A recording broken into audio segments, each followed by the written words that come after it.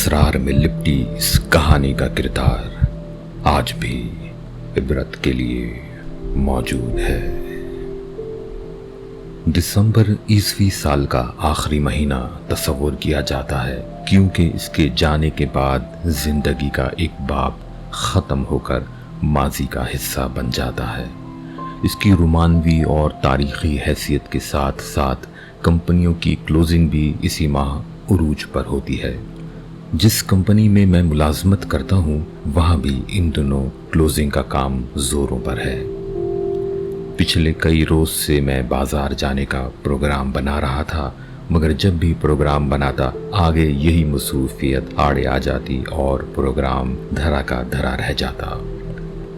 آخرکار ایک روز میں نے آفس کی تمام تر مصروفیات کو ترک کیا اور بازار جانے کی ٹھانی۔ میں گاڑی میں سوار ہو کر شہر پہنچا، گاڑی پارک کی اور شہر کی مصروف ترین تجارتی مرکز انارکلی بازار کا رخ کیا۔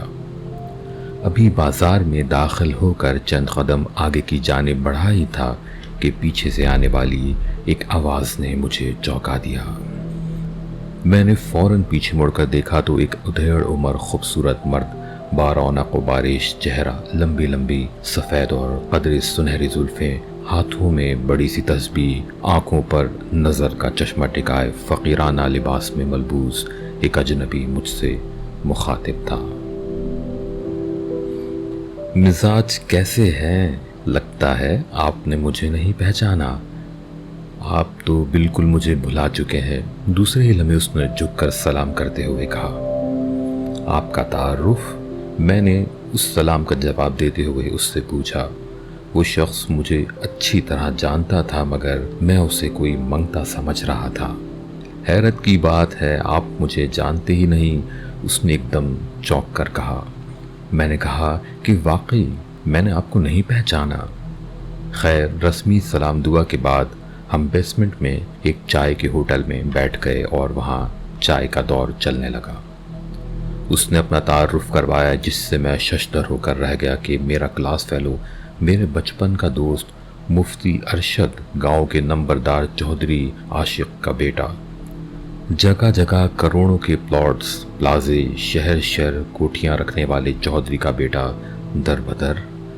آخر کیسے؟ اندرون بیرون ملک بینک بیلنس رکھنے والے باپ کا بیٹا شہر کے گھروں سے در در کی روٹیاں کھا کر زندگی بسر کر رہا تھا۔ زندگی کے بجائے فضا میں سفر کرنے والے خاندان کا فرد بازاروں میں پیدل چلنے پر مجبور۔ آخر کیسے؟ اسکول اور کالج لائف میں بڑے بڑے اسٹوروں سے بغیر مول تول قیمتی ملبوسات خریدنے والے شخص کو پھٹے پرانے لباس میں دیکھ کر مجھے بہت حیرت ہوئی اور میرا تجسس بڑھتا چلا گیا۔ چائے پینے کے بعد میں نے اس کے حالات دریافت کیے کہ کن وجوہات نے اس کی زندگی کو یکسر بدل کر رکھ دیا ہے، کیونکہ مڈل کا امتحان پاس کرنے کے بعد وہ دوبارہ اسکول آیا ہی نہیں۔ اس کے بارے میں یہی خبریں گاؤں میں گردش کرتی رہیں کہ چھوٹا نواب بیرون ملک تعلیم کے حصول کی خاطر گیا ہوا ہے اور وہ شادی بھی وہیں کرے گا۔ 26 سال کے بعد ملا تو اس کی حالت اور سادگی دیکھ کر میں ششدر رہ گیا۔ میں نے جاننے کی بہت کوشش کی مگر وہ پس و پیش سے کام لینے لگا۔ میرے اصرار کرنے پر بالآخر اس نے اپنی داستان سنانے پر آمادگی ظاہر کی۔ میرا نام مفتی ارشد ہے، میں منظور آباد گاؤں کا رہائشی ہوں۔ میں نے 16 نومبر 1986 کی شام ایک شہنشاہ گھرانے میں آنکھ کھولی۔ میرے والد محترم گاؤں کے نمبردار اور علاقے کے رئیس ہونے کی وجہ سے علاقے میں خاصی شہرت رکھتے تھے۔ مجھ سے چھوٹے میرے 3 بھائی اور 2 بہنیں ہیں اور اپنے اپنے گھروں میں خوش و خرم زندگی بسر کر رہے ہیں۔ شروع سے والدین کے لاڈ پیار نے مجھے چڑچڑا اور دولت کی فراوانی مغرور بنا ڈالا تھا۔ پیسے کی فراوانی نے مجھے عیاش بھی بنا دیا اور زیور تعلیم سے محروم ہو کر میں نشے کا عادی بن گیا۔ رہی صحیح کسر میرے ہم عمر رئیس زادوں نے پوری کر دی کہ جنہوں نے مجھے چوری، ڈکیتی، راہزنی جیسے برے کاموں پر لگا دیا۔ یوں ہم سب مل کر ہر ایک برائی ساتھ اور ایک ہی نشست میں کرتے۔ میں اپنی عیاشی اور دولت کے خمار میں دین سے دور ہوتا چلا گیا، یہاں تک کہ میں نے نماز پڑھنا بالکل ترک کر دی۔ اپنی دولت اور طاقت کے بل بوتے پر میں غریبوں کی عزتوں پر ڈاکے ڈالتا، غرض ہر برا کام مجھ میں پایا جاتا تھا۔ مظلوموں پر ظلم و ستم میرا وتیرہ بن چکا تھا۔ اپنے حصے کی ساری جائیداد میں نے عیاشی میں ختم کر ڈالی، زمینیں فروخت کر ڈالیں، کوٹھیاں اور دیگر قیمتی پلاٹ جوئے میں ہار بیٹھا۔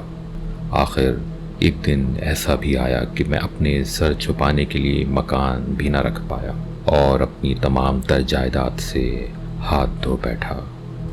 میری حالت زار دیکھ کر سب عزیز و اقارب اور دوست احباب، بہن بھائی، سب نے مجھ سے کنارہ کر لیا۔ میں نے مکان کرائے پر لیا، مگر 3 ماہ گزر گئے، میں نے مالک مکان کو ایک دھیلا تک نہ دیا۔ اس نے اگلے دن مجھے مکان سے بے دخل کر کے میرا بوریا بستر باہر پھینک ڈالا۔ میں نے اپنا مختصر سے سامان اٹھایا تو میری آنکھوں کے آگے اندھیرا چھا گیا، مگر مجبوراً کچھ نہ کچھ کرنا ہی تھا، سو روڈ کے ساتھ فٹ پاتھ پر ڈیرا جما لیا۔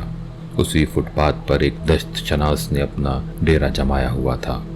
ایک دن اس نے مجھ سے کہا، میرے پاس آ جاؤ، میں تمہیں روزانہ ضرورت کے کچھ پیسے دیا کروں گا، بس رات کو میرے سامان و میز وغیرہ کا خیال رکھنا۔ مجبوری کے تحت میں نے اس دست شناس کی پیشکش کو قبول کرتے ہوئے اسی وقت اپنا بوریا بستر اس کے اڈے پر رکھ لیا۔ وہ سارا دن مجھ سے کام کرواتا اور شام کو جاتے ہوئے 50 روپے دے جاتا، جس سے میں کھانا کھاتا، کبھی سیر ہو کر کبھی بھوکا ہی سو جاتا۔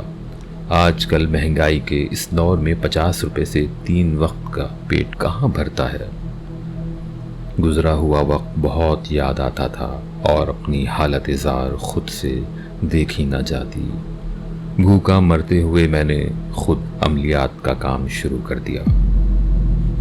میرے ارد گرد لوگوں کا ہجوم رہنے لگا اور میرے دل و دماغ میں تو عیاشی اور بے ایمانی ویسے ہی کوٹ کوٹ کر بھری رکھی تھی۔ میں پھر اپنی پرانی حرکتوں پہ لوٹ آیا۔ اسی دوران مجھے ایک چلہ کاٹنے کے لیے قدیمی قبرستان جانا پڑا۔ میں نے اس قبرستان میں ہی اپنا ڈیرا جما لیا۔ جس جگہ میں چلہ کرتا وہاں پر کسی بزرگ کا بسیرا تھا، صدیوں سے وہ اسی جگہ رہائش پذیر تھے۔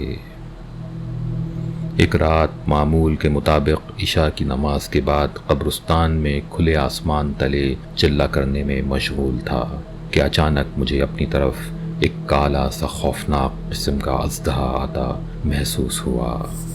میرے اوسان خطا ہو گئے۔ اتنی دیر میں وہ میرے سامنے آیا اور پھن پھیلا کر بیٹھ گیا۔ اژدہا موٹا اتنا تھا کہ توبہ، اور 10-12 فٹ لمبا، اور اس کے جسم پر کالے رنگ کے دھبے اسے مزید خطرناک بنا رہے تھے، جسے دیکھ کر خوف سے میرے جسم میں کپ کپی طاری ہو گئی اور ایک زوردار جھٹکے سے میں نیچے گر گیا اور میرا وہ خوفناک چلہ ٹوٹ گیا۔